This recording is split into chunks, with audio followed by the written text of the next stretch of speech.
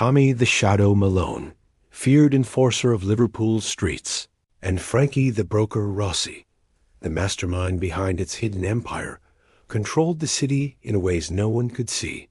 From brutal violence to secret deals, these men ruled from the shadows, and their influence shaped Liverpool for decades. This is the untold story of the Liverpool Mafia, how power, fear, and betrayal controlled an entire city. Liverpool was a city of contrasts. On the surface, it thrived with bustling docks, lively markets, and music that echoed through the streets.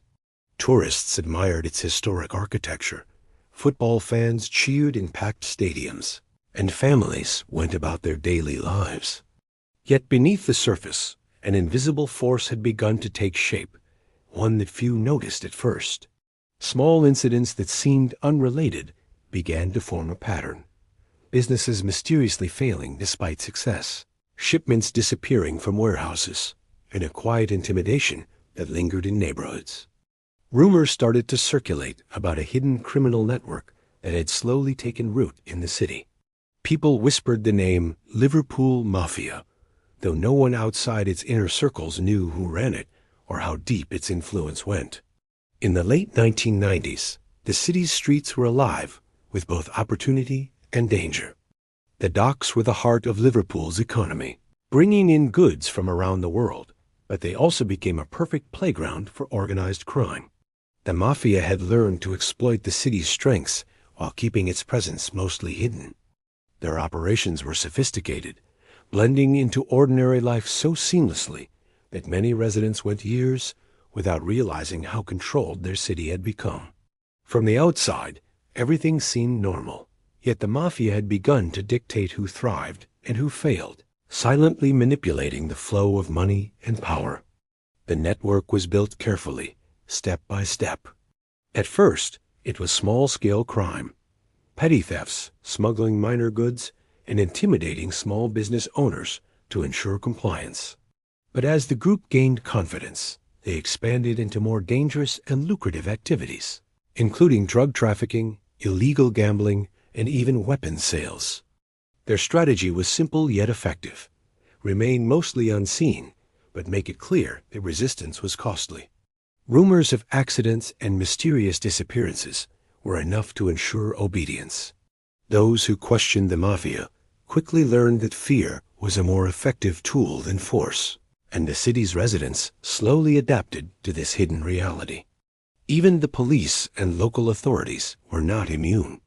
Some officers were bribed, others intimidated, and a few even cooperated willingly. Investigations into these crimes often ran into dead ends, as witnesses disappeared or evidence vanished. The Mafia's influence reached into places most people assumed were safe.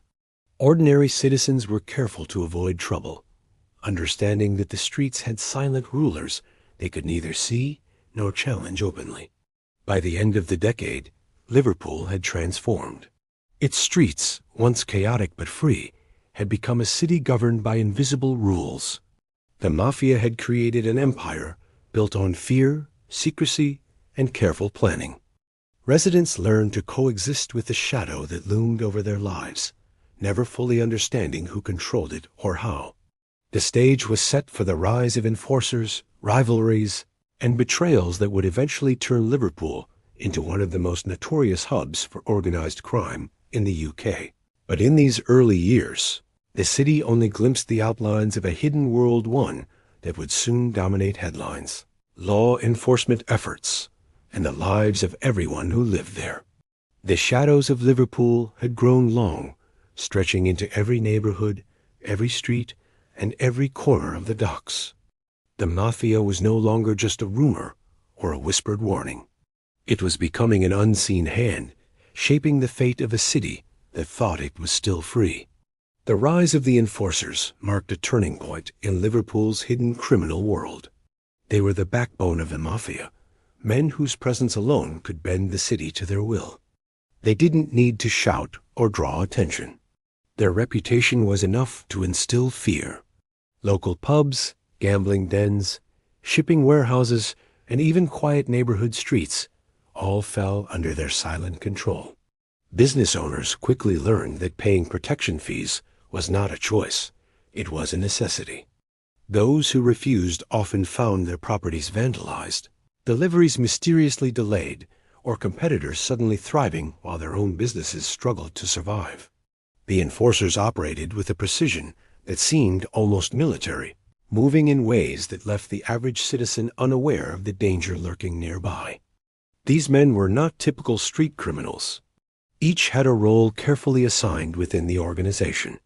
Some specialized in intimidation, their names whispered in corners of the city as if invoking them might bring immediate trouble. Others handled logistics, ensuring that money, drugs, and weapons flowed through the city without detection. The most dangerous were those who coordinated violence, planning strikes against rivals or anyone who dared cross the mafia. They were ruthless, calculating, and above all, loyal to the organization, not to any individual. Their loyalty was cemented through fear, shared interests, and the unspoken understanding that betrayal meant death. The streets of Liverpool soon became a chessboard. Every corner, alley, and warehouse was part of a larger game, and the enforcers were the pieces moving strategically across it. Ordinary people often walked past them without realizing it, unaware that the men sitting in quiet pubs or leaning against walls were orchestrating events that could decide the fate of neighborhoods. The mafia's control extended beyond crime. It affected daily life in ways subtle and profound. Grocery deliveries, taxi services, and even local festivals had to be negotiated through channels controlled by the enforcers. This network of influence created a sense of order, but one that came at a high price: the city's freedom. Despite their fearsome reputation, the enforcers were careful to maintain invisibility. Violence was used sparingly and deliberately, often reserved for moments when it would send the strongest message. Rumors of brutal retribution traveled faster than the acts themselves, allowing the mafia to control without constant bloodshed. The city learned to obey, not because of daily attacks, but because of the fear of what might happen if the rules were broken. It was an unspoken contract between the enforcers and the residents, compliance in exchange for safety. As the early 2000s approached, the enforcers became more organized and strategic. They began to expand operations into previously untapped areas, such as smuggling high-value goods through the docks and infiltrating legitimate businesses to launder money. Each move was calculated, leaving law enforcement struggling to catch up. The more visible the mafia appeared to outsiders, the less it actually revealed about the true power structure behind it. Enforcers became almost mythical figures in the city's imagination, figures whose presence could be felt everywhere, yet seen by almost no one. By controlling fear, loyalty, and information, the enforcers ensured that the mafia's grip on Liverpool only tightened over time. They were the silent rulers, shaping lives, businesses, and neighborhoods while remaining almost entirely invisible. Their rise was a turning point. The city had entered a new era where power was measured not by votes or wealth, but by the unseen hand guiding the streets. Liverpool's mafia had found its strongest tool, and the enforcers wielded it with unmatched precision. Power is a fragile thing, especially when it is built on fear and secrecy. By the early 2000s, the Liverpool Mafia had grown into a sprawling network, but the very success that gave them control also sowed the seeds of internal conflict. The organization, once tightly knit, began to fracture as ambitions grew and rivalries emerged. Longtime allies who had once trusted each other implicitly started to question loyalty, each one eyeing the wealth and influence that came with control of the city's criminal operations. The enforcers, who had maintained order on the streets, suddenly found themselves caught in a web of suspicion, where even a small mistake could be interpreted as betrayal. It started subtly. Deals were delayed, shipments were rerouted without explanation, and whispers of secret alliances circulated in the shadows. At first, these incidents were dismissed as ordinary criminal risk, but soon it became clear that a major power struggle was underway. A key lieutenant, once considered untouchable, vanished without warning. Rumors spread quickly through the streets. Some said he had been double-crossed by a trusted partner. Others believed he had attempted to seize control and was eliminated to prevent a coup. His disappearance shocked the organization, shaking the confidence of members and allies alike. The Mafia's inner circle, which had always presented a united front, now faced internal chaos, and the streets themselves seemed to grow tenser as the instability spread. The consequences of this betrayal rippled far beyond the inner workings of the Mafia. Rival gangs sensed weakness and began probing for opportunities, launching small attacks and testing the limits of the organization's power. Neighborhoods that had once been firmly under Mafia control experienced sudden outbreaks of violence, leaving residents fearful and uncertain. The delicate balance of fear and obedience, carefully maintained for years, began to falter. Even law enforcement, who had struggled for decades to infiltrate the organization, sensed a rare opportunity to gather intelligence and make arrests. Yet the Mafia's adaptability and cunning meant that the threat of exposure was only temporary. Betrayal also created a climate of paranoia. Every meeting, every transaction was scrutinized for hidden motives. Members who had once been considered loyal now faced suspicion and scrutiny. Decisions were no longer made swiftly. Every action was measured against the possibility of treachery. The enforcers, once the unshakable pillars of authority, found their own influence tested as factions within the organization vied for supremacy. Trust, once the currency of power, became a rare and precious commodity. Amidst the turmoil, the city itself became a reflection of the Mafia's internal struggles. Streets once ruled with quiet intimidation now witnessed occasional violent outbursts, leaving residents anxious and fearful. Businesses that had paid protection fees faithfully discovered that alliances within the Mafia could shift overnight, and what was safe one day could become dangerous the next. Liverpool had always been a city of resilience, but the invisible battle waging behind closed doors added a new layer of uncertainty, one that ordinary citizens could feel but rarely understood. The betrayal of a single lieutenant revealed the precarious nature of power within the Mafia. It was a stark reminder that even the most formidable empires are vulnerable from within, and that ambition, greed, and mistrust can destabilize the strongest organizations. Amid the chaos, one enforcer emerged as a particularly formidable force. Ruthless and cunning, he navigated the violent war with an almost strategic genius. He orchestrated attacks against rival gangs in ways that minimized exposure for the Cons Mafia while maximizing the psychological impact. News reports of shootings, bombings, and mysterious deaths circulated through the city, but few connected the dots to the enforcer's precise planning. His presence alone was enough to keep rivals on edge, never daring to make a bold move against the organization without first considering the consequences. The drug trade itself was a sophisticated operation. It was not limited to street-level distribution. The Mafia had built a layered system that extended from suppliers overseas to local dealers who were carefully monitored. High-level negotiations determined which neighborhoods would be supplied and which would be avoided to prevent law enforcement attention. Money flowed through the same hidden financial networks previously established, ensuring the profits were laundered and reinvested efficiently. The system was designed to operate like a machine, with every individual knowing their role, and any misstep punished swiftly. Rival gangs were relentless, however. Some sought to challenge the Mafia's control, while others aimed to profit from the chaos without fully aligning with either side.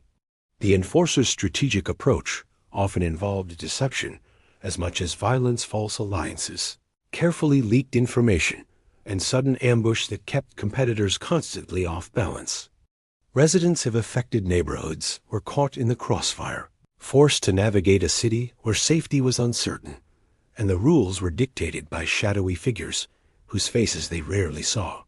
Even law enforcement, long frustrated by the Mafia's secrecy, struggled to respond. Each raid or arrest was met with adaptation from the organization. Leaders changed tactics, routes were altered, and operations became more covert. The city became a chessboard of criminal strategy, with the enforcer as the master player, moving pieces silently, efficiently, and without mercy. By the end of this violent chapter, Liverpool's streets had been transformed. The drug war had left neighborhoods fearful, families cautious, and rival gangs wary of the mafia's continued dominance. Yet the organization remained unbroken.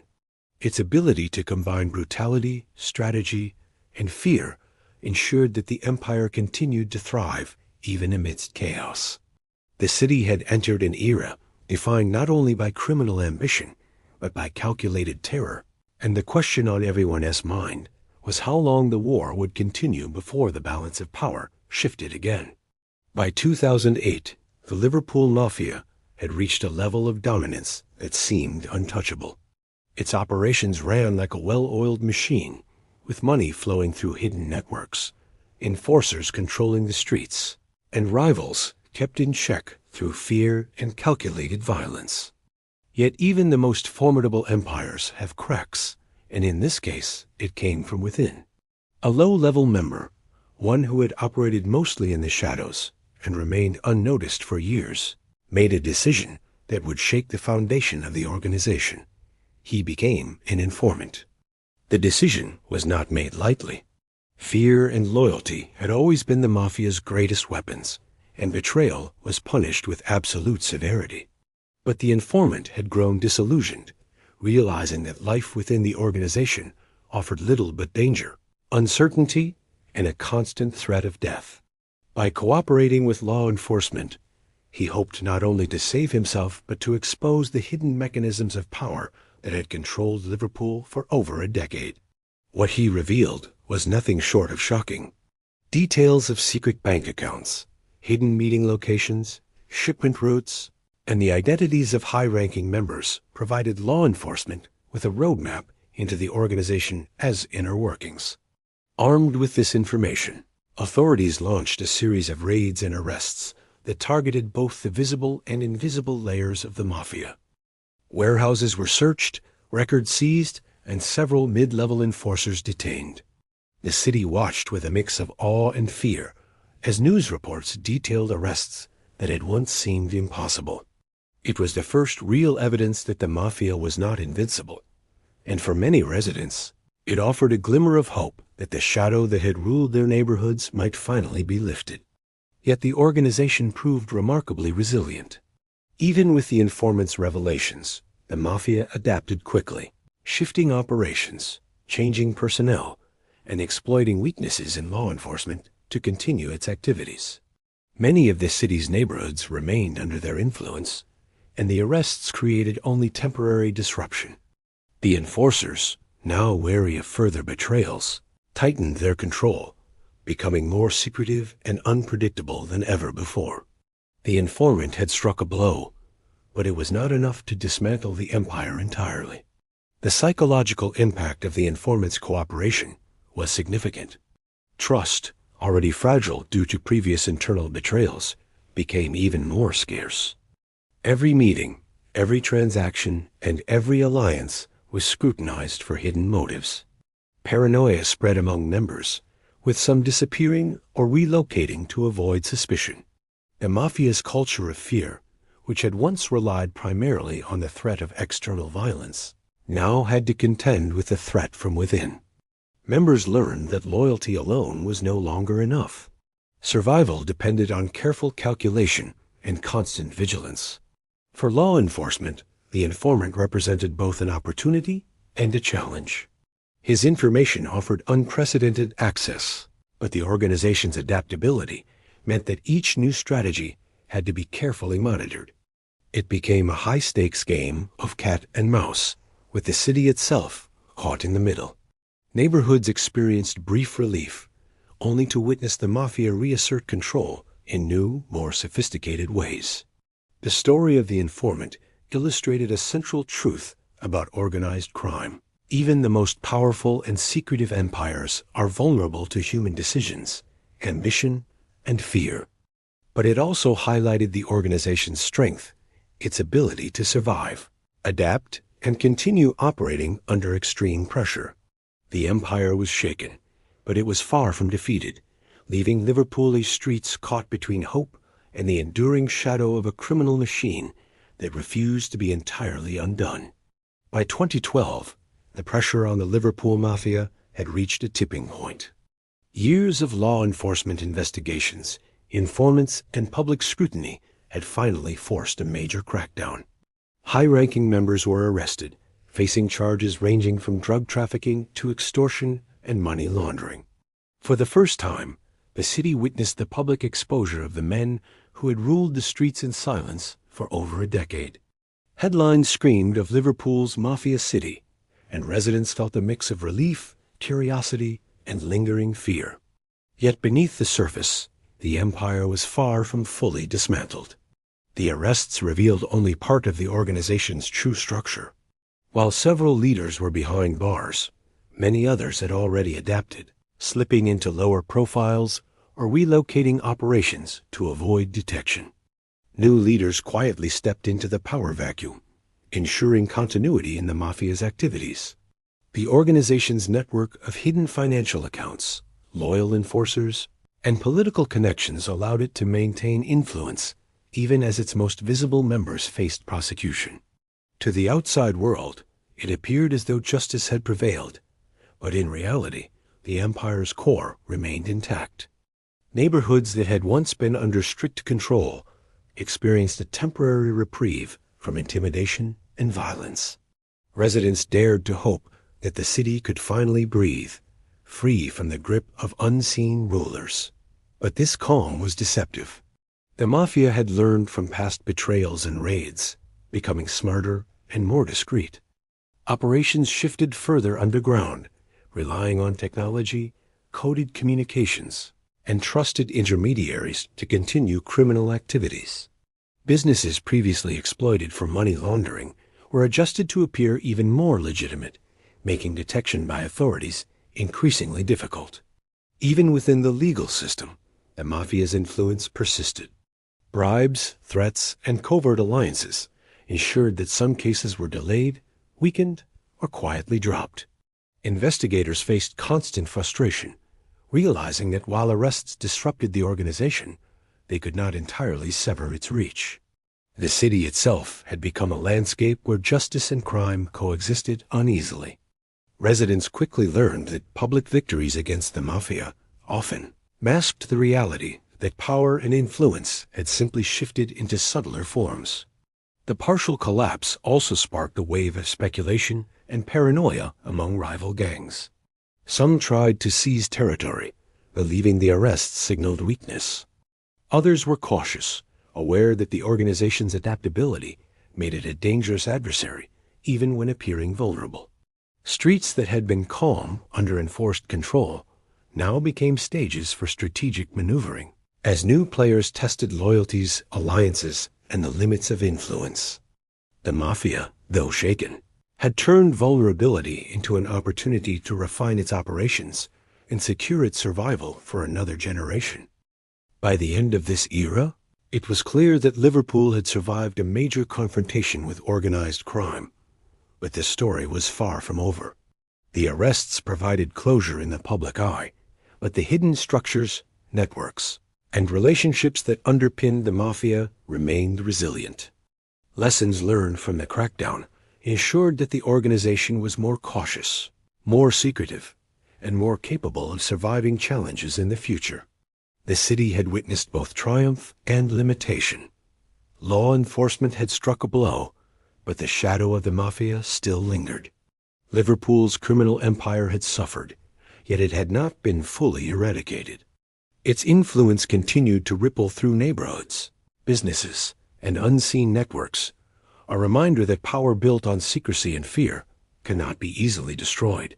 The story of collapse was only part of the larger saga in which control, survival, and adaptation remained constant, shaping the city's streets long after the headlines faded. Decades after its rise, the Liverpool Mafia's presence remained a shadow over the city, even as headlines faded and arrests became historical footnotes. Its legacy was not marked only by violence or arrests, but by the subtle, pervasive control it had instilled in neighborhoods, businesses, and even the psyche of the residents. Those who lived through the height of its power remembered the fear, the disappearances, and the unspoken rules that governed daily life. For many, the era of the Mafia was a time when silence was survival, loyalty was life itself, and the streets were a dangerous chessboard where one wrong move could prove fatal. Even after the partial collapse, the Mafia's influence persisted in quieter, less obvious ways. Many of its former enforcers and operatives had either adapted to new roles or trained successors who understood the delicate balance of intimidation and subtle control. Businesses continued to operate under unspoken guidelines: pay your dues, comply with local expectations, and avoid drawing attention. Some industries, nightclubs, pubs, shipping, and retail, remained subtly shaped by networks established long ago.